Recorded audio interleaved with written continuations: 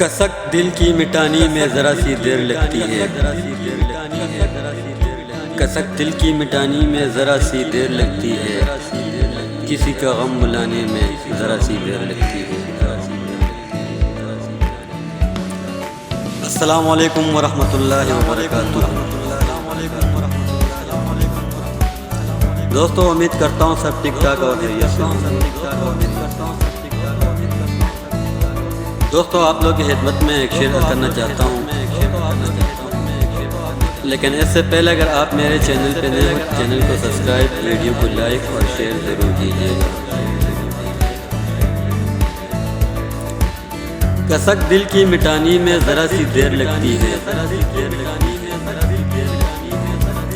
कसक दिल की मिटानी में ज़रा सी देर लगती है। किसी का गम बुलाने में ज़रा सी देर लगती है।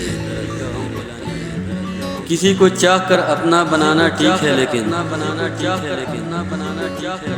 किसी को चाह कर अपना बनाना ठीक है, लेकिन मोहब्बत आजमाने में ज़रा सी देर लगती है। गज़ल पढ़कर तो आसानी से महफिल लूट सकते हो। गज़ल पढ़कर आसानी से महफिल लूट सकते हो, मगर इज्जत कमाने में ज़रा सी देर लगती है।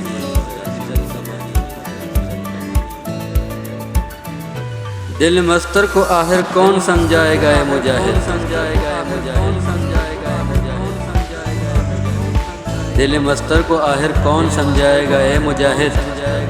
सुकून क़ल्ब पाने में ज़रा सी देर लगती है। सुकून क़ल्ब पाने में ज़रा सी देर लगती है।